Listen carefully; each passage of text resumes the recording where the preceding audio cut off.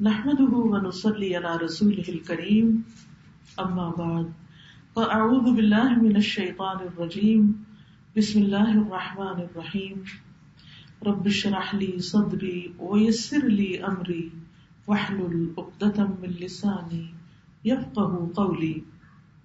ہمارے دین میں ہمیں جو تعلیمات دی گئی ہیں ان میں ہمارے دین اور دنیا آخرت ہر چیز کا فائدہ ہے.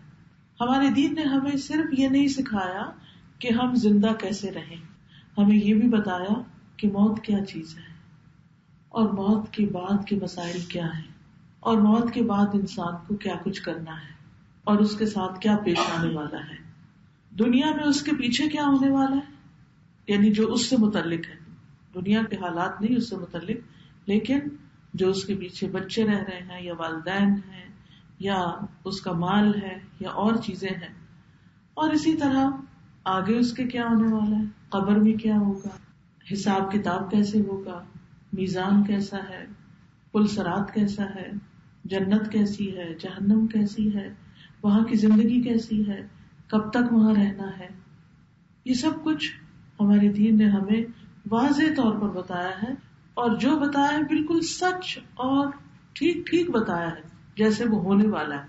اس لیے بہت ضروری ہے کہ ہم سب دین کا علم حاصل کریں اور صرف اس بات کی فکر نہ کریں کہ ہماری دنیا کے مسائل کیا ہیں، کیونکہ انسان کمزور ہے نا، دنیا کی زندگی مسائل سے بھری ہوئی ہے، تو ہر شخص ان مسائل کے بوجھ کے تلے دب کے صرف انہی باتوں کی فکر اور پریشانی میں رہتا ہے جو اس کو آج پیش آ رہے ہیں، اور اس فکر اور پریشانی میں کل کو بھولے ہوئے ہیں. ایون اگر ہم دنیا میں دین کے لیے بھی کچھ کرتے ہیں، مثلاً وضو کرنے جا رہے ہیں، نماز پڑھنے جا رہے ہیں، یا اور کوئی اچھا کام کر رہے ہیں، مثلا درس سن رہے ہیں، کوئی دینی لیکچر سن رہے ہیں، تو ہمارے دماغ میں اس وقت بھی کیا گھوم رہا ہوتا ہے، اس وقت بھی فکر کس چیز کی ہو رہی ہوتی، دنیا کی فکر ہوتی ہے. یعنی یہ کم ہی ہوتا ہے کہ دنیا کے کام کرتے ہوئے ہمیں آخرت کی فکر لگ جائے اور آخرت کی یاد ہمارے دلوں میں رہے اور موت کے بارے میں ہم سوچیں، وہ کم ہوتا ہے. لیکن دین کا کام کرتے ہوئے بھی ہم اپنی دنیا کا ہی سوچتے رہتے ہیں. آخرت کے لیے کچھ کرتے ہوئے بھی ہم سوچتے ہیں کہ ہماری دنیا کا فلاں کام کب ہوگا، کیسے ہوگا، اور اسی بات کے لیے بھاگ دوڑ کرتے رہتے ہیں. تو یاد رکھیے کہ انسان جب فوت ہوتا ہے تو اس کا نامہ اعمال لپیٹ دیا جاتا ہے، کتاب بند ہو جاتی ہے. لیکن کچھ ایسے لوگ بھی ہوتے ہیں کہ جن کے نامہ اعمال موت کے بعد بھی نہیں لپیٹے جاتے. کچھ ایسی نیکیاں ہیں جن کا انتظار کیا جاتا ہے اور ان کو اس شخص کی موت کے بعد بھی اس کے نامہ اعمال میں مزید لکھا جاتا ہے. یہ اللہ سبحانہ وتعالیٰ کی بہت بڑی مہربانی ہے. اور انہی کاموں میں سے، انہی احکامات میں سے ایک حکم وصیت کا ہے. ہمارے دین نے ہمیں وصیت پر اکسایا ہے، اس کی موٹیویشن دی ہے، اس کی ترغیب دی ہے. اب یہ وصیت کیا چیز ہے؟ وصیت کا لفظ جو ہے عربی زبان میں واو صاد یا سے ہے. وصیت الشیء کا مطلب ہوتا ہے آپ کسی چیز کو ملا دیں. تو وصیت کو وصیت اس لیے کہتے ہیں کیونکہ اس میں زندگی کا کام موت کے بعد ملا دیا جاتا ہے. یعنی اس میں ایسی باتیں کہی جاتی ہیں جن کا تعلق صرف دنیا سے نہیں ہوتا، زندگی سے نہیں ہوتا، بلکہ موت سے بھی ہوتا ہے. یعنی ہم سب نے مرنا ہے، ایک دن دنیا سے جانا ہے، لیکن ہم میں سے کتنے لوگ ہیں کہ جنہوں نے اس کی تیاری کی ہو، اور اس تیاری میں سے ایک چیز وصیت کرنا بھی، چاہے وہ وصیت ہماری اپنی اولاد کے بارے میں ہے یا اولاد کو ہے، یا پھر ہمارے مال کے بارے میں ہے، ہمارے گھر بار کے بارے میں ہے. ہم میں سے ہر شخص کو اس کے بارے میں سوچنا چاہیے، کیونکہ موت کا تو کوئی وقت مقرر نہیں. ہم کسی بھی وقت دنیا سے جا سکتے ہیں، چاہے بچہ ہو کوئی، یا جوان ہو یا بوڑھا ہو، مرد ہو یا عورت ہو، ہر ایک اپنے اپنے وقت پر واپس چلتا ہی چلا جا رہا ہے. تو اللہ سبحانہ وتعالیٰ نے خود بھی وصیتیں فرمائی، اور پھر اس کے علاوہ ہمارے لیے بھی یہ پسند کیا کہ ہم بھی وصیت کریں. قرآن مجید میں سورۃ النساء میں آتا ہے وَلِلَّهِ مَا فِي السَّمَاوَاتِ وَمَا فِي الْأَرْضِ وَلَقَدْ وَصَّيْنَا الَّذِينَ أُوتُوا الْكِتَابَ مِنْ قَبْلِكُمْ وَإِيَّاكُمْ أَنِ اتَّقُوا اللَّهَ وَإِنْ تَكْفُرُوا فَإِنَّ لِلَّهِ مَا فِي السَّمَاوَاتِ وَمَا فِي الْأَرْضِ وَكَانَ اللَّهُ غَنِيًّا حَمِيدًا۔ اور اللہ ہی کا ہے جو کچھ آسمانوں میں ہے اور جو زمین میں ہے، اور بلا شبہ یقیناً ہم نے ان لوگوں کو جنہیں تم سے پہلے کتاب دی گئی اور تمہیں یہ وصیت کی ہے، یعنی تمہیں بھی وصیت کی ہے کہ اللہ سے ڈرو۔ اب یہ ایک وصیت کے الفاظ ہیں۔ کیا ہے وصیت؟ کہ اللہ سے ڈرو، اور اگر تم کفر کرو گے تو بے شک اللہ ہی کا ہے جو کچھ آسمانوں میں اور جو کچھ زمین میں ہے، اور اللہ ہمیشہ سے ہر طرح بے پرواہ اور تعریف کا حقدار ہے۔ اسی طرح اللہ سبحانہ تعالیٰ نے دین کو قائم کرنے کی بھی وصیت کی ہے۔ سورۃ الشورى آیت نمبر 13 میں اللہ تعالیٰ فرماتے ہیں، شرع لكم من الدين ما وصى به نوحا والذي أوحينا إليك وما وصينا به إبراهيم وموسى وعيسى أن أقيموا الدين ولا تتفرقوا فيه كبر على المشركين ما تدعوهم إليه اللہ یجتبی الیہ من یشاء ویہدی الیہ من ینیب۔ اس نے تمہارے لیے دین کا وہی طریقہ مقرر کیا ہے جس کا تاکیدی حکم، جس کی وصیت اس نے نوح علیہ السلام کو کی، اور جس کی وحی ہم نے آپ کی طرف کی، اور جس کی وصیت ہم نے ابراہیم اور موسیٰ اور عیسیٰ علیہ السلام کو دی، یہ کہ اس دین کو قائم رکھو اور اس میں الگ الگ نہ ہو جاؤ۔ مشرکین پر وہ بات بھاری ہے جس کی طرف آپ انہیں بلاتے ہیں۔ اللہ اپنی طرف چن لیتا ہے جسے چاہتا ہے، اور اپنی طرف راستہ اسے دیتا ہے جو رجوع کرتا ہے۔ تو اس سے یہ پتہ چلتا ہے کہ اللہ تعالیٰ نے انبیاء علیہ السلام کو بھی وصیت کی، تاکیدی احکامات دیے۔ ایک ہوتا ہے نصیحت، یعنی خیر خواہی کی بات کرنا، اور ایک ہوتا ہے وصیت۔ وصیت جو ہوتی ہے اس میں تاکید ہوتی ہے کہ ایسا لازمی کرنا ہے۔ آپ دیکھیں کہ زندگی میں ہم اپنے بچوں کو کیا کرتے ہیں؟ نصیحت کرتے ہیں، لیکن وہ باتیں جو ہم چاہتے ہیں کہ زندگی اور زندگی کے بعد بھی وہ قائم رکھیں، تو وہ کیا ہے؟ وصیت، یعنی زیادہ تاکید والی بات۔ اسی طرح اللہ سبحانہ وتعالیٰ انسان کو اپنے والدین سے حسن سلوک کی وصیت کرتے ہیں۔ سورۃ العنکبوت میں اللہ تعالیٰ فرماتے ہیں، وَوَصَّيْنَا الْإِنسَانَ بِوَالِدَيْهِ حُسْنًا وَإِن جَاهَدَاكَ لِتُشْرِكَ بِي مَا لَيْسَ لَكَ بِهِ عِلْمٌ فَلَا تُطِعْهُمَا إِلَيَّ مَرْجِعُكُمْ فَأُنَبِّئُكُم بِمَا كُنتُمْ تَعْمَلُونَ۔ اور ہم نے انسان کو اپنے ماں باپ کے ساتھ بھلائی کرنے کی وصیت کی، یعنی ماں باپ کے ساتھ اچھا سلوک ایسا حکم ہے جو ہمیشہ ہونا چاہیے، چاہے وہ زندہ ہیں چاہے وہ فوت ہو گئے۔ فوت ہو جائیں تو اولاد کو ان کے لیے دعائیں کرنی چاہیے، ان کی طرف سے صدقہ کرنا چاہیے۔ اور اگر وہ تجھ پر زور دیں کہ تو میرے ساتھ اس چیز کو شریک ٹھہرائے جس کے بارے میں تجھے کوئی علم نہیں، تو ان کا کہنا مت مان، تمہیں میری ہی طرف لوٹ کر آنا ہے، پھر میں تمہیں بتاؤں گا جو تم کیا کرتے تھے۔ اسی طرح ایک اور جگہ سورۃ لقمان میں اللہ تعالیٰ فرماتے ہیں، وَوَصَّيْنَا الْإِنسَانَ بِوَالِدَيْهِ حَمَلَتْهُ أُمُّهُ وَهْنًا عَلَى وَهْنٍ وَفِصَالُهُ فِي عَامَيْنِ أَنِ اشْكُرْ لِي وَلِوَالِدَيْكَ إِلَيَّ الْمَصِيرُ۔ اور ہم نے انسان کو اس کے ماں باپ کے بارے میں وصیت کی ہے۔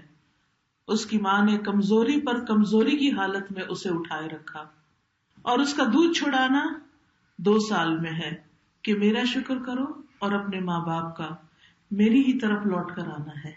یعنی ہم سب کو اللہ سبحانہ تعالیٰ کی طرف واپس جانا ہے۔ اس لیے ہم سے پوچھے گا کہ ہم نے اپنے ماں باپ کے ساتھ کیسا سلوک کیا، جنہوں نے تکلیف اٹھا کر ہمیں پیدا کیا، ہمیں بچپن میں پالا۔ نبی صلی اللہ علیہ وسلم نے بھی ہمیں وصیت لکھنے کا حکم دیا ہے۔ اللہ کے رسول صلی اللہ علیہ وسلم نے فرمایا، جو مسلمان شخص اپنے حق میں کسی چیز کی وصیت کرنا چاہتا ہے وہ 2 راتیں بھی نہ گزارے الا یہ کہ اس کے پاس اس کی وصیت لکھی ہوئی ہو. یعنی اگر آپ اپنے دنیا سے جانے کے بعد اپنی اولاد اور اپنے مال کے بارے میں کوئی وصیت کرنا چاہتے ہیں تو اس کو لکھ لیں. ہاں ٹھیک ہے، اللہ آپ کو لمبی زندگی دے، آپ ہر سال اس کو اپڈیٹ کر سکتے ہیں. ایپل ہر سال نیا فون لے آتا ہے اور اس سال تو 2 آ رہے ہیں، تو آپ بھی اپنی وصیتوں کو اپڈیٹ کرتے چلے جائیں.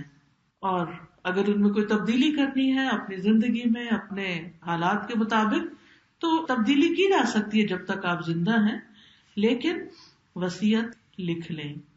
عبداللہ بن عمر فرماتے ہیں کہ جس وقت میں نے رسول اللہ صلی اللہ علیہ وسلم کا وصیت کے بارے میں ارشاد سنا ہے تو اس وقت سے میری وصیت میرے پاس موجود رہتی ہے، یعنی میں نے لکھ لی ہے.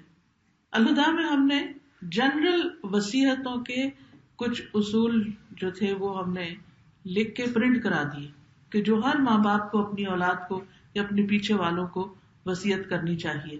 اور کچھ حصہ خالی چھوڑا کہ جیسے اپنی ذاتی کچھ باتیں جو خاص اپنے حالات کے مطابق ہیں ان کی وصیت الگ سے کریں. تو یاد رکھیے کہ ہم سب کو بھی اس پر عمل کرنے کی ضرورت ہے. پھر وصیت جو ہے وہ اللہ کی طرف سے ایک صدقہ ہے.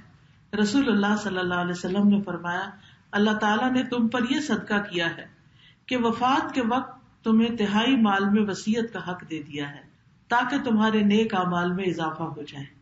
یعنی مال کے بارے میں جب ہم وصیت کریں تو صرف 1/3 میں، باقی مال وارثوں کا ہے. اور اس میں اللہ تعالیٰ کی حدود کا خیال رکھنا چاہیے، غلط وصیت نہیں کرنی چاہیے.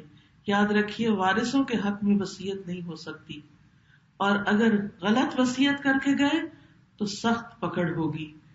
قرآن مجید میں آتا ہے تِلْكَ حُدُودُ اللَّهِ وَمَن يُطِعِ اللَّهَ وَرَسُولَهُ يُدْخِلْهُ جَنَّاتٍ تَجْرِي مِن تَحْتِهَا الْأَنْهَارُ خَالِدِينَ فِيهَا وَذَلِكَ الْفَوْزُ الْعَظِيمُ. وَمَن يَعْصِ اللَّهَ وَرَسُولَهُ وَيَتَعَدَّ حُدُودَهُ يُدْخِلْهُ نَارًا خَالِدًا فِيهَا وَلَهُ عَذَابٌ مُهِينٌ. یہ اللہ کی حدیں ہیں، اور جو اللہ اور اس کے رسول کا حکم مانے وہ اسے جنتوں میں داخل کرے گا جن کے نیچے سے نہریں بہتی ہیں، ان میں ہمیشہ رہنے والے، اور یہی بڑی کامیابی ہے. اور جو اللہ اور اس کے رسول کی نافرمانی کرے اور اس کی حدوں سے تجاوز کرے وہ اسے آگ میں داخل کرے گا، ہمیشہ اس میں رہنے والا ہے، اور اس کے لیے رسوا کن عذاب ہے. تو یاد رکھیے جو شخص دنیا سے جاتے ہوئے غلط وصیت کر کے جائے وہ اپنی آخرت برباد کر رہا ہے. تو دنیا سے جاتے وقت مرنے والے کے لیے اس کا آخری حق وصیت کا ہے، لیکن اس میں بہت احتیاط کی ضرورت ہے کہ غلط فیصلہ نہ ہو، ایسی وصیت نہ ہو جس سے شریعت نے منع کیا ہے. یاد رکھیے کہ ہم یہ نہیں کہہ سکتے یہ میرا مال ہے میں جس کو چاہوں دوں، یہ آپ نہیں کر سکتے. اب مثلاً آپ کینیڈا میں جو کماتے ہیں کیا آپ اس سارے کے مالک ہیں؟ نہیں ہیں. اس میں سے ایک بڑا حصہ ٹیکس میں جاتا ہے. اب آپ جا کے یہ نہیں کہہ سکتے کہ میں نے کمایا ہے، میری محنت ہے، لہٰذا میں جیسے چاہوں کروں، میں چاہوں تو سارا ہی گورنمنٹ کو دے دوں، میں چاہوں تو سارا خود رکھ لوں، میں چاہوں تو سارا کسی کو صدقہ کر دوں. ایسا تو نہیں کر سکتے نا. مال میں اللہ کا حق بھی ہے، مال میں اس حکومت کا حق بھی ہے جہاں آپ رہتے ہیں، جہاں کی ساری فیسلٹیز استعمال کرتے ہیں. یہ سڑکیں یا اسپتال، میڈیکل فیسلٹیز، ویلفیئر فیسلٹیز، یہ سارے کے سارے پیسے کہاں سے آتے ہیں؟ یہ ٹیکسز سے ہی آتے ہیں نا. تو ان ٹیکسز کو اگر آپ ادا نہیں کرتے اور صرف فیسلٹیز استعمال کرتے ہیں تو یہ بڑی ظلم اور زیادتی کی بات ہے کہ آپ کے لیے دوسرے لوگ خرچ کر رہے ہیں اور آپ کچھ بھی نہیں دے رہے، آپ کا کوئی بھی کنٹریبیوشن نہیں. دوسری طرف آپ کو اللہ کا حق بھی دینا ہے، زکوٰۃ ادا کرنی ہے. اگر آپ ایک سرٹن اماؤنٹ تک مال کماتے ہیں تو اس میں سے غریبوں، فقیروں، مسکینوں پر ان کی ذاتی ضروریات کے لیے خرچ کرنا ہوگا. پھر اسی طرح اللہ کے دین کو فروغ دینے کے لیے آپ کو خرچ کرنا ہے. پھر اسی طرح اپنے بچوں پہ بھی خرچ کرنا ہے اور ماں باپ پہ بھی خرچ کرنا ہے. قرآن مجید میں صحابہ کے بارے میں آتا ہے یسألونک ماذا ينفقون، وہ آپ سے پوچھتے ہیں کہ کیا خرچ کریں.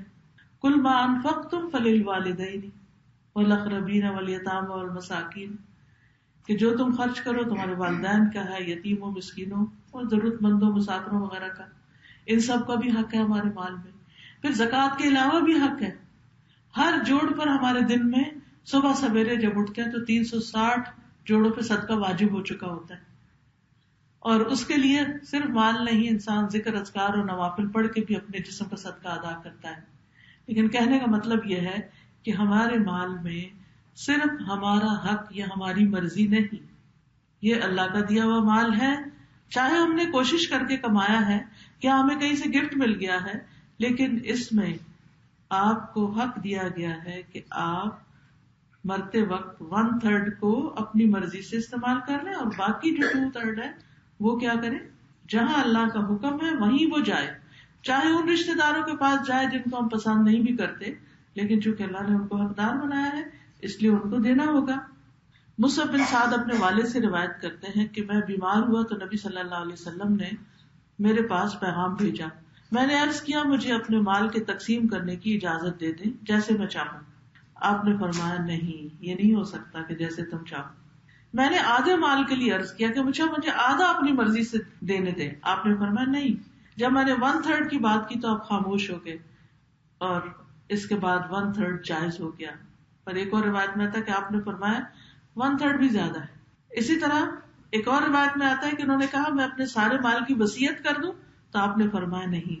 تو یاد رکھیے وارث اگرچہ غنی ہو لیکن ایسی وصیت درست نہیں کہ اس کا حق مارا جائے. مثلا ہم کہتے ہیں نا ہمارا بیٹا تو ملینئر ہے، اس کو تو کچھ چاہیے نہیں، لیکن ہمارے ماں باپ بڑے غریب ہیں، لہٰذا میں لکھ جاتی ہوں کہ میرا سارا مال میری ماں کو دے دیا جائے کیونکہ وہ غریب ہے. ہم ایسا نہیں کر سکتے، کیونکہ اللہ کا قانون ہے یہ کہ مرنے کے بعد اگر بیٹا زندہ ہے تو بیٹے کو بھی حق ملے گا، اور والدین کو اپنا ملے گا، بیٹے کو اپنا ملے گا. ہاں یہ الگ بات ہے کہ آپ کا بیٹا اگر آپ نے اس کی اچھی تربیت کی ہے تو وہ ماں کے بعد نانی نانا پہ یا دادا دادی پہ بھی خرچ کرے گا، کیونکہ اس نے اپنے والدین کے ساتھ حسن سلوک کرنا ہے جس کا اللہ نے حکم دیا، اور وہ بھی والدین کی کیٹیگری میں آتے ہیں. ایک اور روایت میں آتا ہے سعد کہتے ہیں کہ نبی صلی اللہ علیہ وسلم میری بیمار کرسی کے لیے تشریف لائے. آپ نے پوچھا کیا تم نے وصیت کر دی ہے؟ میں نے عرض کیا جی ہاں. فرمایا کتنے مال کی؟ میں نے کہا اللہ کی راہ میں پورے مال کی، میں تو فی سبیل اللہ صدقہ کر رہا ہوں. فرمایا اپنی اولاد کے لیے کیا چھوڑا؟ میں نے عرض کیا وہ سب مالدار ہیں، ان کو نہیں ضرورت. آپ نے فرمایا صرف 1/3 کی وصیت کرو، اور 1/3 بھی بہت ہے، 1/3 بھی بہت ہے جس کی تمہیں اجازت دی جا رہی. تو ہم یہ نہیں کر سکتے کہ سارے کا سارا مال ہم کسی چیریٹی کو دے جائیں کہ ہمارے بچے تو ہمیں پوچھتے نہیں اور ان کے پاس تو آلریڈی اپنے اپنے گھر ہیں، اپنے جابس ہیں، تو ان کو نہیں ضرورت. تو نہیں، ایسا آپ نہیں کر سکتے. آپ یہ بھی نہیں کر سکتے کہ 2 بچوں میں سے ایک جو آپ کا خیال رکھتا ہے سارا آپ اس کو دے دیں اور دوسرے کو کچھ بھی نہ دیں. آپ یہ بھی نہیں کر سکتے کہ آپ سارے کا سارا جو ہے اپنے دوسرے رشتے داروں میں بانٹ دیں یا اس کی کوئی اور وصیت کر دیں. صرف 1/3 مال کی وصیت کی اجازت ہے. آپ صلی اللہ علیہ وسلم نے فرمایا تم اپنے وارثوں کو خوشحال رہنے دو، یہ تمہارے لیے اس سے بہتر ہے کہ تم انہیں تنگ دست چھوڑو اور وہ لوگوں کے سامنے ہاتھ پھیلاتے پھریں. تم اللہ کی رضا کے لیے جو بھی خرچ کرو گے تمہیں اس کا اجر ملے گا، یہاں تک کہ وہ لقمہ جو اپنی بیوی کے منہ میں تم ڈالتے اس کا بھی تمہیں اجر ملتا ہے، وہ بھی صدقہ ہے. تو تمہیں کیوں فکر ہے کہ صدقہ صرف باہر ہوتا ہے اور بیوی کے لیے چھوڑنا یا بچوں کے لیے چھوڑنا جو ہے وہ صدقے یا ثواب کی بات نہیں. اور پھر یہ ہے کہ 1/3 سے کم کرنا جو ہے وہ زیادہ افضل ہے، بہتر ہے. اور اہل علم کا طرز عمل بھی یہی رہا ہے. سفیان ثوری کہتے ہیں کہ اہل علم مال کے 5ویں یا 4تھے حصے کی وصیت کو 1/3 سے زیادہ پسند کرتے تھے. جس نے 1/3 حصے کی وصیت کی گویا کہ اس نے کچھ نہیں چھوڑا، لہٰذا 1/3 سے زیادہ میں ہم وصیت نہیں کر سکتے. باقی ہمیں اپنے بچے جو بھی وارث ہیں ان کے لیے چھوڑنا چاہیے. اور 1/3 سے زیادہ کرنے والے پر نبی صلی اللہ علیہ وسلم نے غصہ کیا. حنظلہ بن حزیم کہتے ہیں کہ ان کے دادا حنیفہ نے ان کے والد حزیم سے ایک مرتبہ کہا کہ میرے سارے بیٹوں کو یہاں اکٹھا کرو تاکہ میں انہیں وصیت کروں. چنانچہ انہوں نے ان سب کو اکٹھا کیا تو حنیفہ نے کہا میں سب سے پہلے تو وصیت یہ کرتا ہوں کہ میرا یہ یتیم بھتیجا جو میری پرورش میں ہے اسے 100 اونٹ دے دیے جائیں، جنہیں ہم زمانے جاہلیت میں مطیبہ کہا کرتے تھے، یعنی یتیم کو اس میں سے دے دیا جائے مطیبہ. حذیم نے کہا ابا جان میں نے آپ کے بیٹوں کو یہ کہتے ہوئے سنا ہے کہ والد کے سامنے تو ہم اس کا اقرار کر لیں گے لیکن مرنے کے بعد اپنی مرضی کریں گے جیسے عام طور پہ لوگ کرنا چاہتے ہیں. حنیفہ نے کہا میرے اور تمہارے درمیان نبی صلی اللہ علیہ وسلم ہے، میرے اور تمہارے درمیان نبی صلی اللہ علیہ وسلم ہے، یعنی ان سے فیصلہ کراتے ہیں. حذیم نے کہا ہم راضی ہیں. چنانچہ حذیم اور حنیفہ اٹھے اور ان کے ساتھ حنظلہ بھی جو نوعمر لڑکے تھے، اور حذیم سواری کے پیچھے بیٹھے ہوئے تھے. یہ لوگ نبی صلی اللہ علیہ وسلم کی خدمت میں حاضر ہوئے اور سلام کیا. نبی صلی اللہ علیہ وسلم نے حنیفہ سے پوچھا اے ابو حذیم کیسے آنا ہوا؟ انہوں نے کہا اس کی وجہ سے، یعنی بیٹے کی طرف اشارہ کیا، اور کہا کہ مجھے اندیشہ ہوا کہ کہیں مجھے بڑھاپا نہ آ جائے یا اچانک موت نہ آ جائے، اس لیے میں نے سوچا کہ وصیت کر لوں. چنانچہ میں نے اپنے بچوں سے کہا کہ میری سب سے پہلے وصیت یہ ہے کہ میرا یہ یتیم بھتیجا ہے جس کو 100 اونٹ دے دیے جائیں، جنہیں ہم زمانے جاہلیت میں مطیبہ کہتے تھے. اس پر نبی صلی اللہ علیہ وسلم ناراض ہوئے. غصے کے آثار ہم نے آپ کے چہرے مبارک پر دیکھے. آپ پہلے بیٹھے ہوئے تھے، پھر گھٹنوں کے بل جھک گئے اور 3 مرتبہ فرمایا نہیں نہیں نہیں، صدقہ 5 اونٹوں کا ہے، ورنہ 10 ورنہ 15 اونٹ ورنہ 20 ورنہ 30 ورنہ 35، اگر بہت زیادہ بھی ہوں تو 40، اس سے زیادہ تم صدقہ نہیں کر سکتے. اور اگر کوئی ایسی وصیت کر جائے کہ جس میں 1/3 سے زیادہ ہے تو اس وصیت کو بعد میں تبدیل کیا جا سکتا ہے، ورنہ میت بھی مصیبت میں ہوگی اور بعد والے بھی آپس میں لڑائی جھگڑا کریں گے، حسد اور دشمنی کا شکار ہو جائیں گے. تو جو شخص اپنے وارثوں کو محروم کرے اس کی بظاہر نیکی والی وصیت کو بھی تبدیل کر دیا جائے گا. جابر بن عبداللہ کہتے ہیں کہ نبی صلی اللہ علیہ وسلم کو معلوم ہوا کہ آپ کے صحابہ میں سے ایک شخص نے اپنے غلام کو مدبر بنا دیا ہے کہ موت کے بعد وہ آزاد ہو جائے. چنانچہ ان کے پاس اس کے سوا کوئی مال نہیں تھا، بس ایک غلام ہی تھا. اس لیے آپ نے اس غلام کو 800 درہم میں بیچ دیا اور اس کی قیمت انہیں بھیج دی تاکہ وہ پھر باقی وارثوں تک بھی جائے. ایک مرتبہ آپ نے غلط وصیت کرنے والے کا جنازہ نہ پڑھنے کا ارادہ کیا، یعنی آپ اتنے غصے میں آئے. اصل بات یہ ہے کہ لوگوں کے اندر لڑائیاں جھگڑے فساد کیوں ہوتے ہیں؟ خون کے رشتے آپس میں کٹ جاتے ہیں کیونکہ ایک دوسرے کا حق مار جاتے ہیں، ایک دوسرے پر ظلم اور زیادتی ہوتی ہے، ایک دوسرے کے ساتھ ناانصافی ہوتی ہے. تو اس لیے بہت ضروری ہے کہ وصیت درست کی جائے. ابو زید کہتے ہیں کہ ایک انصاری اپنی موت کے وقت اس نے اپنے سارے غلام آزاد کر دیے، تو آپ نے فرمایا اگر میں اس کے دفن سے پہلے حاضر ہوتا تو میں اس کو مسلمانوں کے قبرستان میں دفن نہ کرتا. پھر اسی طرح ایک اور بڑی اہم بات ہے کہ کافر مسلمان کا وارث نہیں بن سکتا. یعنی اگر کسی کی اولاد ہے اور وہ مرتد ہو گئی ہے، دین چھوڑ دیا اس نے، تو وہ اس کے مال میں وارث نہیں ہوگی. اسی طرح اگر پیرنٹس نان مسلم ہیں اور بیٹا مسلم ہے تو پیرنٹس اس کے مال میں سے حصہ نہیں لے سکتے، کیونکہ یہ حدیث میں آتا ہے کہ مسلمان کافر کا وارث نہیں ہوگا اور کافر مسلمان کا وارث نہیں ہوگا، کیونکہ 2 ملتوں والے ایک دوسرے کے وارث نہیں بنتے. اسی طرح ایسی کوئی وصیت جس میں کسی حرام کام کے لیے مال خرچ کرنے کی وصیت کی گئی ہو، کسی جھوٹ کے کام یا کسی دھوکے یا فریب کے کام میں مدد دینے کے لیے، تو اس کو بھی پورا نہیں کیا جائے گا.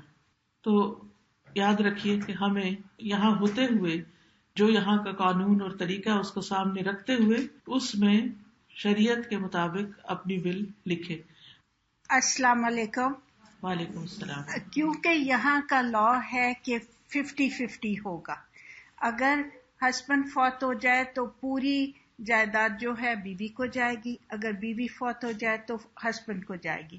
اس کے بعد 50-50 بچوں میں ہوگا. لیکن اگر ہم نے اپنی ول اسلامی طریقے سے لکھی ہو تو that will supersede as long as بچے کورٹ میں جا کے اس کے لیے نہ لڑے. لیکن کیونکہ اگر ہم اچھی تربیت کریں گے، بچوں کو سمجھائیں گے کہ یہ ان کا حصہ ہے، تو ان حالات میں وصیت وہ مانی جائے گی جو کہ ماں باپ شریعت کے مطابق لکھ کے چھوڑے. ٹھیک ہے. تو ہونا کیا چاہیے؟ یعنی سب کو کسی لائر کے پاس جانا چاہیے اور پراپر پیپرز کے اوپر وصیت لکھنی چاہیے. جی. یا یہ کہ کسی بھی پیپر پہ لکھ کے چلے جائیں اور پھر اس کے مطابق سب کچھ تقسیم ہو جائے، کیا یہ ممکن ہے؟ استاذہ جی، بہتر یہی ہے کہ لائر کے پاس جا کے آپ پراپرلی وصیت لکھ لیں. کیا اس میں یہ لکھنا ہوگا کہ میرے پاس اتنی اور اتنی پراپرٹی ہے، اس کا اتنا حصہ اس کو، اتنا اس کو، دیا جائے، کیونکہ وہ پھر تبدیل بھی ہوتا رہتا ہے نا. ہاں جی. یا صرف آپ پورشنز لکھ دیں گے کہ پیرنٹس کو اتنا پرسنٹ دے دیں، اولاد کو اتنے پرسنٹ میرے جو بھی میں مال چھوڑوں، یعنی جنرل وصیت کر سکتے ہیں. جنرل وصیت بھی کر سکتے ہیں اور اسپیسیفک بھی کر سکتے ہیں، دونوں کر سکتے ہیں. اور اگر آپ نے نہیں لکھی وصیت تو پھر کیا ہوگا؟ پھر جو یہاں کا لا ہے اس کے مطابق مال غلط تقسیم ہو جائے گا. بہت لوگوں کو پتا نہیں ہے کہ ان کے ہسبینڈ کے یا اپنے اگر وہ کام کرتی ہیں تو ورک کے تھرو بھی ول کٹس ملتی ہیں جس کے اندر پوری انسٹرکشنز ہوتی ہیں، آپ لکھ سکتے ہیں، لیکن سم تھنگ دیٹ وہ ایڈورٹائز اتنا نہیں ہوتا ہے یا آپ کو پتا نہیں ہوتا، لیکن یہ سروس اویلیبل ہوتی ہے. اور ایک اور بات کہ لائر کی بات ہے تو وہ فری سروسز ورک کے تھرو بھی ہوتی ہیں. اچھا، ورک کے تھرو فری سروسز ہوتی ہیں.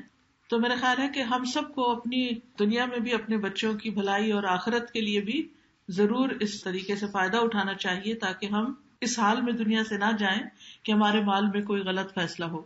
دوسری چیز ہے نصیحتیں کرنا، یعنی اچھی تعلیم کی وصیت کرنا.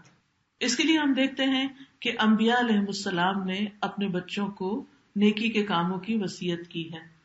إذ قال له ربه أسلم قال أسلمت لرب العالمين ووصى بها إبراهيم بنيه ويعقوب يا بني إن الله اصطفى لكم الدين فلا تموتن إلا وأنتم مسلمون. جب اس سے اس کے رب نے کہا، یعنی ابراہیم علیہ السلام سے، کہ فرما بردار بن جاؤ، اس نے کہا میں جہانوں کے رب کے لیے فرما بردار ہو گیا. اور اسی کی وصیت ابراہیم علیہ السلام نے اپنے بیٹوں کو کی. یعنی ابراہیم علیہ السلام نے اپنے بچوں کو جو وصیت کی تھی وہ کیا تھی؟ اور یعقوب علیہ السلام نے بھی کی، اے میرے بیٹو، بے شک اللہ نے تمہارے لیے یہ دین چن لیا ہے، تم ہرگز فوت نہ ہونا مگر اس حال میں کہ تم مسلمان ہو. تو ہمیں اپنے بچوں کے لیے کیا لکھ کے جانا چاہیے کہ اللہ نے تمہارے لیے دین اسلام چنا ہے، تمہیں موت نہ آئے مگر اسلام کی حالت پر.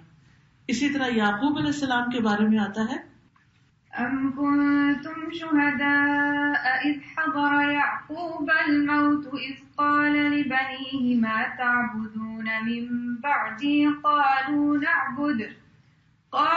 نعبد إلهك وإله آبائك إبراهيم وإسماعيل وإسحاق إلها واحدا ونحن له مسلمون تلك أمة قد خلت لها ما كسبت ولكم ما كسبتم ولا تسألون عما كانوا يعملون.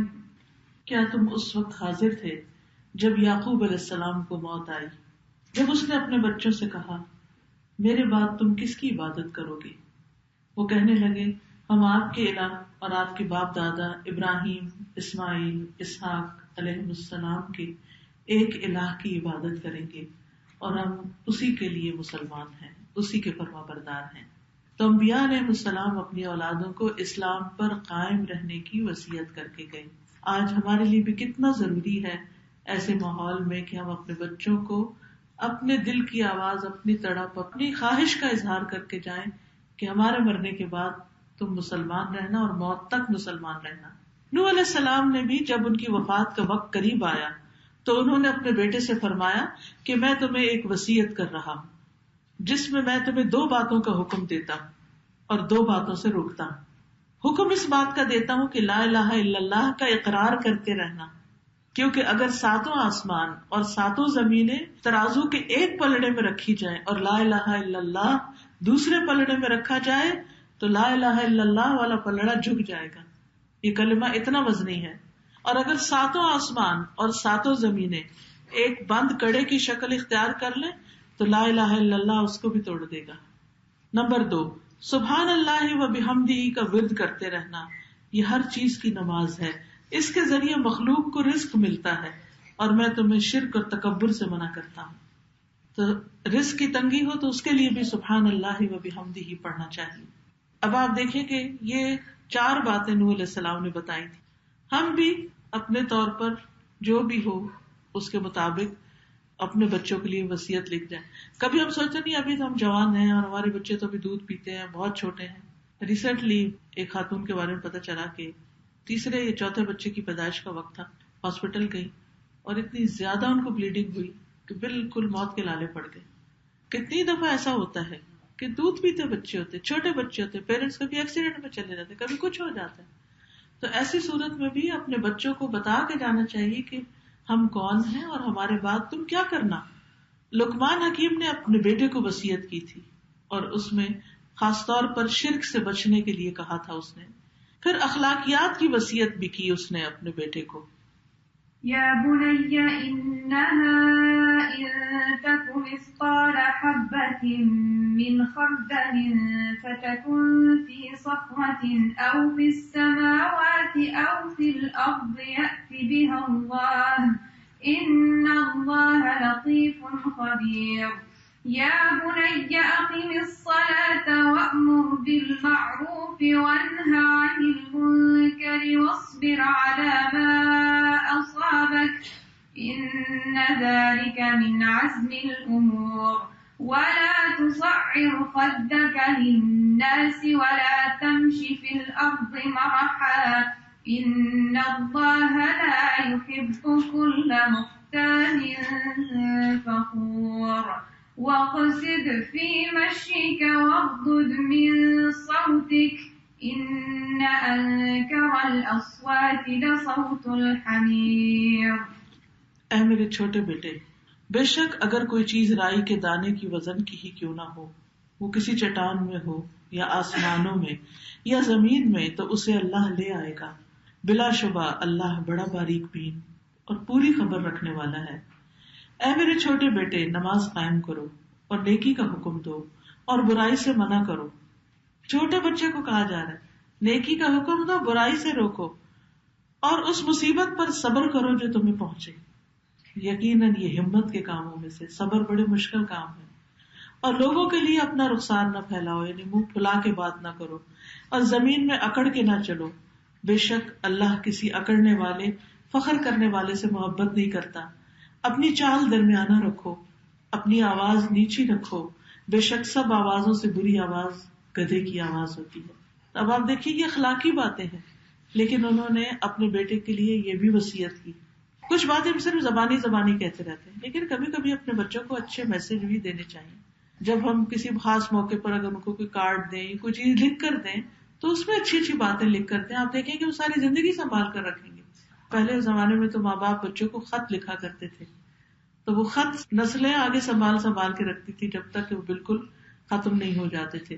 لیکن آج کل خط لکھنے کا تو بالکل رواج ختم ہوتا جا رہا ہے، اور کارڈ وغیرہ پر اگر کچھ لکھے تو وہ بھی جو پرنٹڈ میسج ہوتے ہیں اس کے نیچے سائن کر کے دے دیتے ہیں، تو وہ فائدہ نہیں. اپنے ہاتھ سے چاہے کسی اچھے خوبصورت کارڈ پر ان کے لیے وصیت لکھ کے رکھ دیں. نبی صلی اللہ علیہ وسلم نے بھی وصیتیں کی. آپ نے بھی لوگوں کو اللہ کے تقوی کی وصیت کی، سنت کو تھامنے کی وصیت کی، نماز کی حفاظت کرنے کی وصیت کی، اللہ سے حیا کرنے کی وصیت کی، عبادات سے متعلق وصیتیں کی، نماز چاشت کی حفاظت کی وصیت کی، اچھے اخلاق کی وصیت کی. یعنی آپ نے اخلاقی نصیحتیں بھی کی، عبادات سے متعلق بھی کی، نیکی کے کسی بھی کام کو حقیر نہ سمجھنے کی وصیت کی. آپ صلی اللہ علیہ وسلم نے فرمایا کسی نیکی کو کرتے ہوئے اس کو معمولی نہ سمجھو، اگرچہ تم رسی کو جوڑنے کے لیے ٹکڑا ہی دو. یعنی کوئی اگر کسی دھاگے یا رسی میں تھوڑی سی کمی ہو گئی ہے تو وہ بھی اگر تمہارے پاس ایکسٹرا تم دے دو تو اس سے بھی تمہیں فائدہ ہوگا. اپنے ڈول میں سے پانی مانگنے والے کے برتن میں ڈال دو، یا پانی پی رہے ہیں بوٹل سے، مثلاً کسی اور کو پیاس لگی تھوڑا اس کو بھی ڈال دیں. اگرچہ تم اپنے مسلمان بھائی کو خوشی سے ملو، کشادہ چہرے سے، خواہ کسی تنہا آدمی کی گھبراہٹ اس کے ساتھ رہ کر دور کرو، خواہ تم کسی کو کوئی جوتے کا تسمہ دے دو، یہ سب کے سب نیکی کے کام ہیں. آپ نے ان کی وصیتیں کی. یہ چھوٹے چھوٹے کاموں کو بھی حقیر نہ سمجھو. پھر سلام پھیلانے اور کھانا کھلانے کی وصیت کی. آپ نے غصے سے بچنے کی وصیت کی. ایک شخص آیا کہنے لگے اے اللہ کے رسول مجھے کوئی وصیت کیجیے. آپ نے فرمایا غصہ نہ کرو. اس نے پھر پوچھا، آپ نے فرمایا غصہ نہ کرو. پھر اپنے بال بچوں پہ خرچ کرنے کی وصیت کی، پڑوسی کے ساتھ اچھے سلوک کی وصیت کی، اپنے اوپر والے کی اطاعت کی وصیت کی، اپنے نیچے والوں کے ساتھ بھلائی کرنے کی وصیت کی.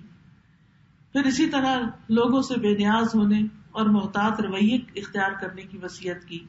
ہاتھوں کو خیر و بھلائی کے کاموں میں استعمال کرنے کی وصیت کی. نبی صلی اللہ علیہ وسلم نے فرمایا اپنے ہاتھ کو قابو میں رکھو، اور ایک حدیث میں آتا ہے کہ ہاتھوں کو نہ پھیلاؤ مگر خیر اور بھلائی کی طرف. پھر مظلوم کی بد دعا سے بچنے کی وصیت کی آپ نے، ہاتھ اور زبان کو قابو میں رکھنے کی، لعنت سے بچنے کی وصیت کی. پھر ناز و نام سے بچنے کی وصیت کی، اپنے مرنے کو قریب سمجھنے کی وصیت کی، ذکر کو زیادہ کرنے کی وصیت کی، ہر بلند جگہ پر چڑھتے ہوئے اللہ اکبر پڑھنے کی وصیت کی، قرآن کی تلاوت کرنے کی وصیت کی، خاص دعا پڑھنے کی وصیت کی. نبی صلی اللہ علیہ وسلم نے ایک دفعہ حضرت معاذ سے فرمایا، ان کا ہاتھ پکڑ کر کے، اے معاذ، اللہ کی قسم مجھے تم سے محبت ہے، اللہ کی قسم مجھے تم سے محبت ہے.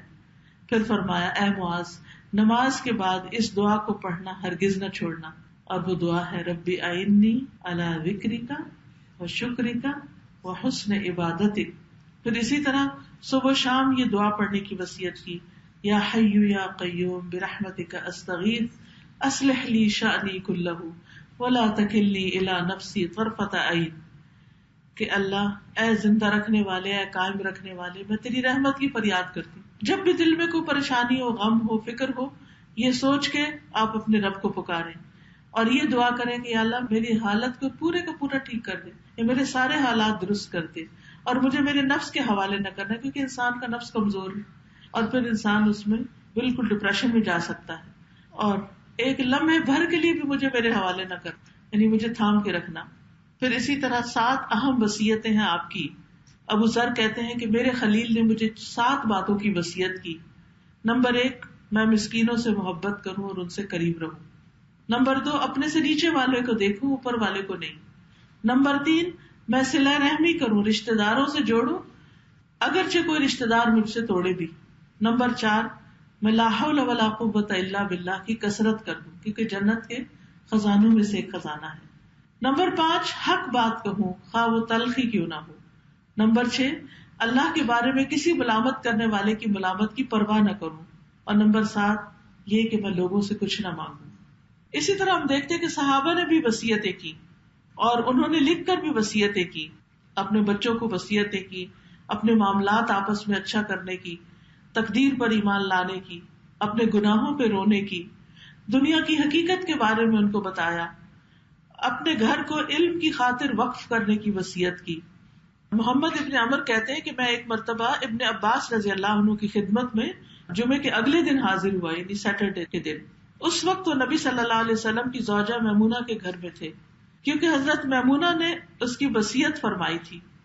ابن عباس جب جمعہ کی نماز پڑھ لیتے تو ان کے لیے وہاں گدا بچھا دیا جاتا، پھر وہ وہاں چلے جاتے اور لوگوں کے لیے بیٹھ کر ان کو علم دیتے. یعنی انسان اپنے مرنے کے بعد اپنے گھر کو یا اپنی کسی پراپرٹی کو اللہ کی راہ میں بھی وقف کر سکتا ہے کہ وہاں تعلیم کا کام ہو، تاکہ مرنے کے بعد اجر اور ثواب جاری رہے. پھر دوسروں کو علم اور ایمان تلاش کرنے کی وصیت. پھر اپنے بعد جو اپنے بعد والا ہو اس کو وصیت کے وہ انتظام کیسے چلائے. جیسے وائف ہے تو ہسبینڈ کے لیے کچھ باتیں چھوڑے، ہسبینڈ ہے تو وائف کو کچھ باتوں کی نصیحت کرے.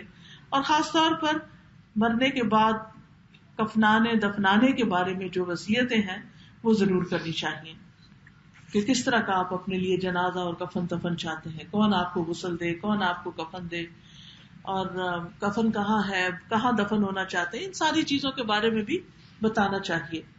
اب آپ کو ایک کتاب دی گئی ہے اور اس کا ٹائٹل ہے وصایا ام حکیمہ. ام حکیمہ کی وصیتیں. ام حکیمہ اپنے بچوں کو وصیت کر رہی ہیں. وصایا ام حکیمہ لابنہا. ام حکیمہ اپنے بیٹے کو وصیت کرتی.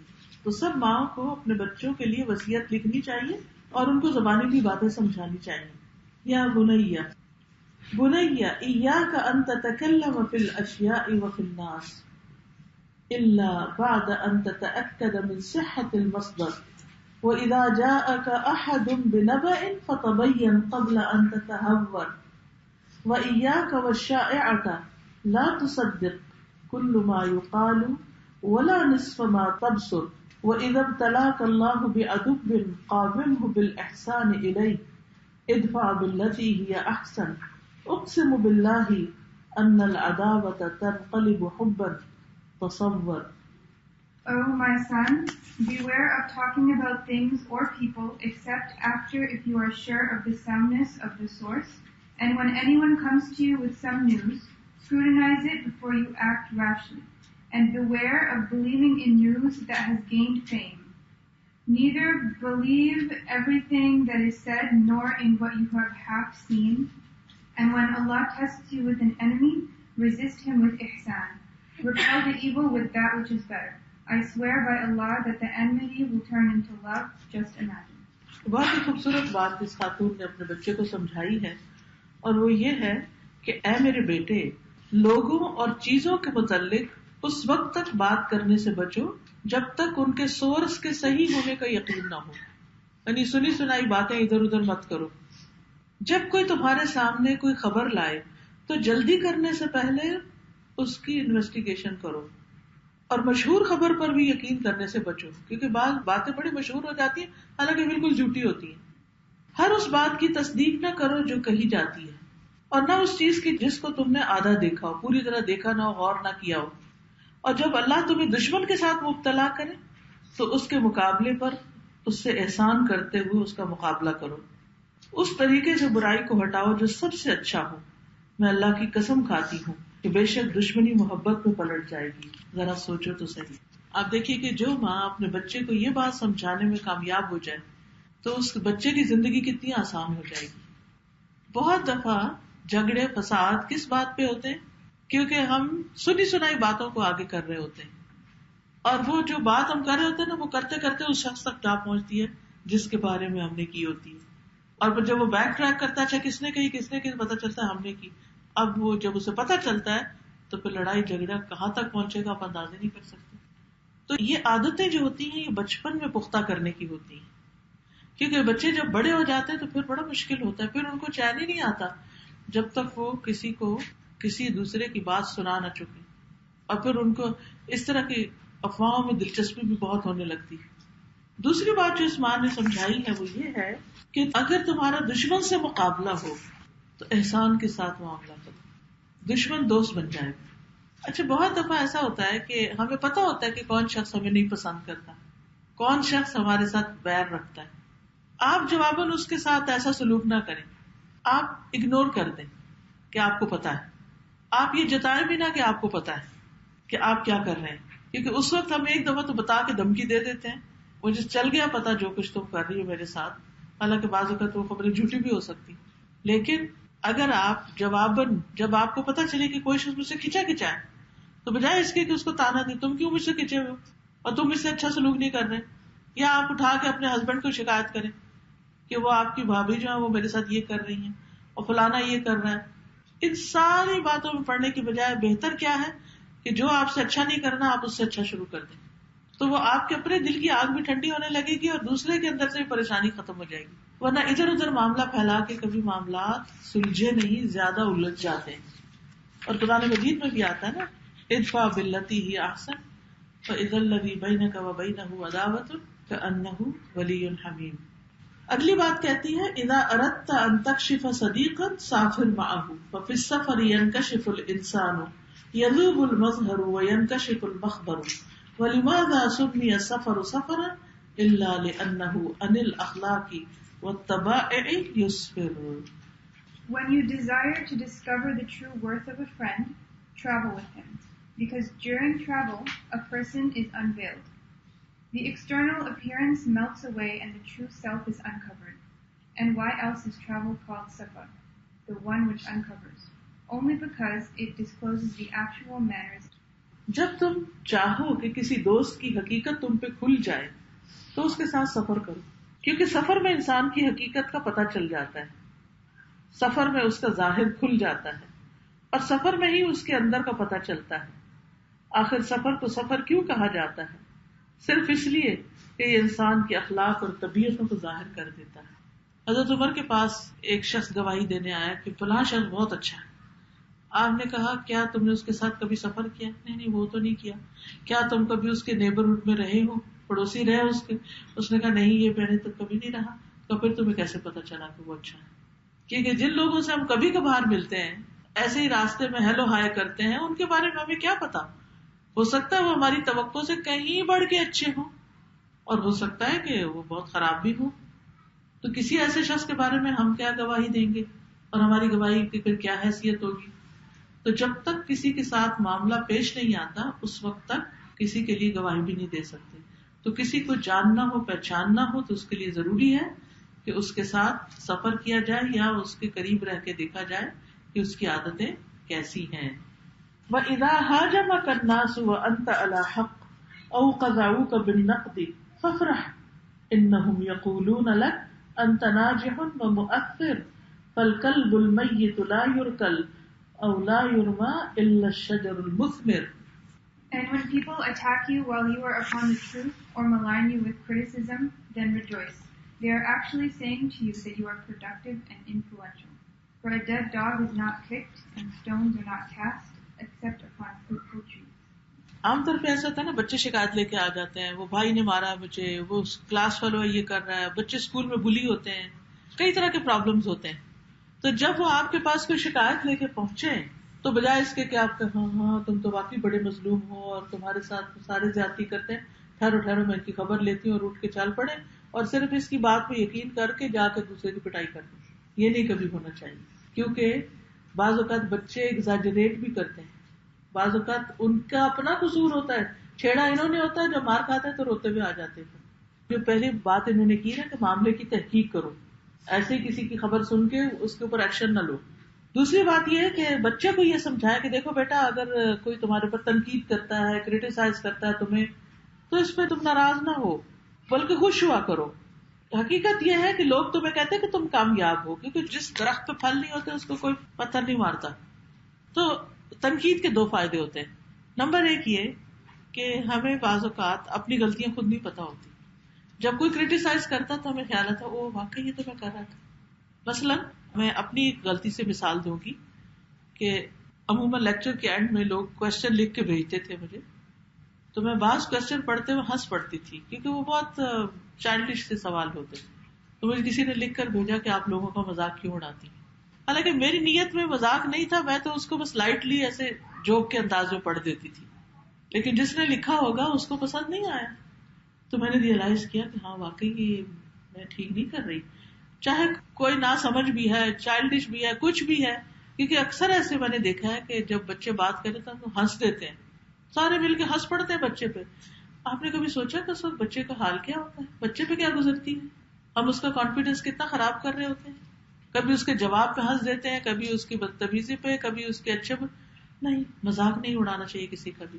کوئی کتنا بھی نہ سمجھ ہو، ہمیں باوقار انداز میں ہی بات سننی چاہیے. تو میں نے اپنی اس کی اصلاح کر لی.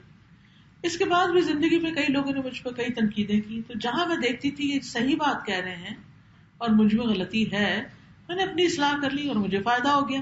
اور جہاں میں نے دیکھا کہ لوگ غلط بات کر رہے ہیں لیکن یہ بالکل غلط کہہ رہے ہیں، ایسی کوئی بات ہے نہیں، وہاں صبر سے کام لیا. کیا میں اپنا وقت اس میں نہیں ضائع کر سکتی کہ اپنے آپ کو اٹھ کے ڈیفینڈ کرنا شروع کر دوں؟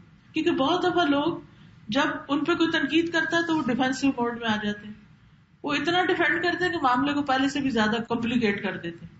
جس بات کو کسی نے ایسے ہی راہ چلتے کہا تھا مذاق میں، وہ بات ہم نے سنجیدگی سے پکڑ کے اس کو اور پکا کروا دیا. تو اس لیے تنقید کے معاملے میں بہت سینسیٹیو نہیں ہونا چاہیے. اگر کوئی ہمارے سامنے ہی ہمارے پیچھے ہماری کو برائی کر بھی دیتا ہے تو ایک بات کہا کریں، او جانے. یہ پنجابی کا ایک لفظ ہے، او جانے. کیا مطلب ہے او جانے؟ یعنی اس کے دو مطلب ہو سکتے ہیں. ایک تو یہ کہ وہ جانے اور اس کا رب جانے، اللہ اس کو پوچھ لے گا. دوسرا یہ کہ اللہ کی طرف اشارہ کہ وہ جانے، یعنی میں نے اپنا معاملہ اللہ کے سپرد کر دیا، وہ جانے اور اس کا بندہ جانے کہ آگے کیا ہونا چاہیے. ہماری پھوپھی جو تھی اور ہماری نانی، ان کا یہ تکیہ کلام ہوتا تھا، چھوٹی چھوٹی بات پہ کہتے اچھا وہ جانے، کوئی گل نہیں، وہ جانے. اس وقت مجھے کبھی سمجھ نہیں آتی کہ وہ جانے کا کیا مطلب ہے. اب بڑے ہو کے سمجھ آئی کہ وہ جانے کا مطلب یہ کہ اگنور. جسٹ جیسے میں اپنے، میری بیٹیاں بڑی تھی اور بچہ چھوٹا تھا، بیٹا تھا، اور وہ ان تینوں کو تنگ کرتا تھا، تو میں ہر وقت ان کو کہتی تھی جسٹ اگنور. آپ لوگ اگنور کر دو گے نا تو پھر یہ شرارت زیادہ نہیں کرے گا، لیکن اگر آپ لوگ جواب میں لڑائی کرو گے تو اور زیادہ لڑائی کرے گا یا زیادہ شرارتیں کرے گا. تو بہت سی چیزوں کو اگنور کرنے سے تھوڑے دنوں وہ ٹھنڈی ہو جاتی. ہماری مخالفتیں اور دشمنیاں جو ہوتی ہیں نا، وہ آگ کی طرح ہوتی. جیسے آگ کے شعلے بھڑکتے ہیں نا، تو شروع میں کتنے اونچے ہوتے ہیں، وہ اتنے اونچے کہ ہر طرف روشنی پھیل جاتی ہے ان کی. پھر وہ تھوڑی دیر جلتی رہتی ہے، آگ جلتی رہتی ہے، لوگ تماشا دیکھتے رہتے ہیں. پھر آہستہ آہستہ کیا ہوتا ہے، شعلہ نیچے آنے. کبھی آپ نے اگر بچپن میں لکڑی کے اوپر آگ جلتی دیکھی، میں بہت اس پہ غور کرتی تھی کہ بڑا ہوا شعلہ، پھر آہستہ ہوا، تھوڑا ہوا، پھر وہ کوئلہ رہ گیا، پھر کوئلہ آہستہ آہستہ ٹھنڈا، پھر راکھ بن گیا، اور راکھ اڑ گئی پیچھے، کچھ بھی نہ رہا. یہ حال ہوتا ہے دشمنیوں کا. ہم ان کو نہ ہوا دیں. ہوا دینے کا مطلب کیا ہے؟ وہ شعلہ نیچے لگا، ہم نے اور اس کو پنکھا دیا اور شعلہ دوبارہ بھڑک اٹھا. ہم جب بہت صفائیاں پیش کرنے لگتے ہیں تو وہ اور زیادہ بھڑکتا ہے شعلہ. تو ہم نہ بھڑکانے والے بنے، اگنور کر دیں. اچھا خیر کوئی بات، اس سے کیا فرق پڑتا ہے؟ کیا ہو جائے گا زیادہ سے زیادہ؟ جب میرے بارے میں کوئی بات کرتا ہے اور وہ غلط بات کرتا ہے تو میں اپنے آپ کو یہ کہہ کے تسلی دیتے ہیں زیادہ زیادہ کیا ہو جائے گا، 2 دن آگ بھڑکے گی، اس کے بعد ٹھنڈی ہونی ہے. آگ کی صلاحیت یہی ہے، وہ ٹھنڈی ہوتی ہے، چاہے وہ پورا جنگل جلا دے، اس نے ہمیشہ نہیں جلتے رہنا. ٹھیک ہے نقصان تو ہوتا ہے، لیکن بعض اوقات آگ بجھانے میں اور زیادہ نقصان ہو جاتا ہے. کیسے بلا؟ پتا ہے آپ کو، کبھی کبھی ہم غلط طریقے سے آگ بجھاتے ہیں تو آگ پھیل جاتی ہے. مثلاً اگر کوئی شخص دوڑ پڑے، جس کو آگ لگی اور دوڑ پڑے تو کیا ہوتا ہے، اس کو ہوا لگتی ہے اور جل جاتا ہے. تو اس بجھانے کا بھی ایک طریقہ ہوتا ہے، اس کے لیے بھی حکمت اور ایک سلیقہ ہوتا ہے. تو بلا وجہ لوگوں کی باتوں میں آ کے جھگڑے فساد میں آگ بھڑکانے کا کام نہیں کرنا چاہیے، اس کو ٹھنڈا ہونے دینا چاہیے. اور کتنی باتیں ایسی ہوں گی ماضی میں جو اس وقت آپ کو لگتا ہوگا زندگی موت کا مسئلہ ہے، اور آج وہ آپ کے حافظے میں بھی نہیں ہوگی، پوری ڈیٹیل بھی آپ کو یاد نہیں رہی ہوگی. تو اس لیے اس بھڑکتی آگ اور غصے اور ناراضگی کے موقع پر اور صبر سے کام لیں، چپ ہو جائیں، ادھر ادھر ہو جائیں، اور اللہ تعالیٰ سبب پیدا کر دے گا آپ کے دفاع میں. اور ڈیفینڈ کرنا بھی ہو اس وقت نہیں، کیونکہ اس وقت تو آگ بھڑک رہی ہے نا، ایکسائٹمنٹ ہوتی ہے نا جب آگ بھڑکتی ہے، تو لوگ اس وقت ایکسائٹیڈ ہوتے ہیں، وہ سننے کو بھی تیار نہیں ہوتے. لیکن جب وہ سب ٹھنڈے ہو جاتے تو لوگ انجام پہ غور کرنے لگتے کہ اچھا اس میں کیا بات تھی، پھر وہ سننے کو بھی تیار ہو جاتے. تو آپ کی بھی باری آئے گی جواب دینے کی. ابھی دوسرے اگر بھڑک رہے تو ذرا بھڑک لیں، ٹھنڈا ہونے دیں ان کو. جب آپ کی باری آئے گی تو آپ تحمل سے اچھے سے جواب دیں. اس میں سے ہر نصیحت آپ اپنے بچے کے ساتھ اس طرح پڑھیں. میں نے اپنے بچے کے ساتھ اس طرح پڑھا تھا کہ میں نے عربک اور اردو پڑھی اور اس نے انگلش پڑھی، پھر ہم نے اس کو ڈسکس کیا. تو اس میں آپ دیکھیں کہ کافی ساری نصیحتیں ہیں. اگر آپ کو سمجھ نہ آئے تو اس پر میرے لیکچرز موجود ہیں ویب سائٹ پہ، قرآن ان ہینڈ ایپ میں بھی. آپ بک کلب میں جائیں، کلک کریں اور اس میں سے بسایا ام حکیمہ کی نصیحتیں نکالیں، اور اس میں سے ایک ایک کے اوپر میں نے کافی ٹائم لگا کے بھی ڈسکشن کی ہوئی ہے. ان کو آپ سنیں اور اپنے بچوں کے ساتھ ڈسکس کریں اپنے الفاظ میں، ان کی لینگویج میں. ہم میں سے ہر ماں باپ کا فرض ہے کہ اپنے بچوں کو وصیت کرے، ان کو اچھی نصیحت کرے. بعض اوقات ہم آتے ہیں لیکچر سنتے ہیں، لیکچر سن کے چلے جاتے ہیں، بھول جاتے ہیں اور پھر جا کے چھوڑ دیتے ہیں. نہیں، اس کو 3 زبانوں میں رکھنے کا مقصد یہی تھا تاکہ اس کو پھر پڑھا جا سکے. جس کو گھر میں اردو آتی ہے اردو پڑھ لے، جس کو انگلش آتی ہے انگلش. لیکن زیادہ بہتر یہی ہے کہ ہر روز صرف ایک بات بچے کو کہیں، رات کو جب کام کر کے لیٹیں یا دن کو تھوڑا سا ٹائم ہو تو کہ آئے بیٹے ایک چھوٹی سی بات ہم شیئر کرتے ہیں، اور اس کے کہتے چلو تم یہ پڑھ کے سنا. وہ پڑھے گا، پھر آپ اس سے پوچھیں کیا سمجھ آئی آپ کو، پھر وہ بتائے گا، پھر آپ ایڈ کریں. پھر اگر ڈیڈی پاس بیٹھے تو ان کو کہیں آپ بتائیے. کوئی دوسرا بھائی وہاں کھیل رہا ہے اس کو کہ اچھا. تو اگر سارے بچے نہیں بھی اکٹھے ہوتے، سارے گھر والے نہیں بھی، ایک کو لے کے بیٹھ جائیں اور باقی سنتے رہیں، تو انشاءاللہ آہستہ آہستہ بہت اچھی اچھی حکمت والی باتیں ہیں جو آپ کے بچوں تک پہنچے گی. اللہ تعالیٰ ان کے لیے صدقہ جاریہ بنائے جنہوں نے اس کتاب کو آپ کے لیے اسپانسر کیا ہے. اور باقی یہ ہے کہ کچھ کارڈز اور کتابیں وغیرہ موجود ہیں، آپ لوگ خرید سکتے ہیں، دوسروں کو بھی تحفے میں دے سکتے ہیں، کیونکہ انسان کے فوت ہونے کے بعد انسان کے اپنے عمل تو ختم ہو جاتے ہیں. ہاں، علم جو دوسروں تک پہنچایا جائے وہ صدقہ جاریہ بنتا ہے. مال جو علم کے راستے میں یا نیکی کے کاموں میں خرچ کیا جائے، یا پھر وہ اولاد کی دعائیں. تو اولاد کی اچھی تربیت کریں گے تو ان کی دعائیں ہمیں ملے گی. وہ بڑے ہو کے یاد کریں گے میری ماں نے مجھے نصیحت کی تھی اور آج میرے بڑے کام آئی. تو اس فریضے کو ادا کریں. ہم جب خود سے زبانی بولتے رہتے ہیں نا، وہ اتنا افیکٹو نہیں ہوتا. جب ہم ایک 3rd پرسن کے ریفرنس سے بات کرتے ہیں تو وہ اس کو ذرا ایزی لیتے ہیں. تو اس لیے انشاءاللہ یہ چیز آپ کے لیے فائدہ مند ہوگی. جزاکم اللہ خیرا کثیرا. اس کے ساتھ ہی ہم اختتام کرتے ہیں آج کی مجلس کا. سبحانک اللہم و بحمدک، اشہد ان لا الہ الا انت، استغفرک و اتوب الیک. السلام علیکم و رحمۃ اللہ وبرکاتہ.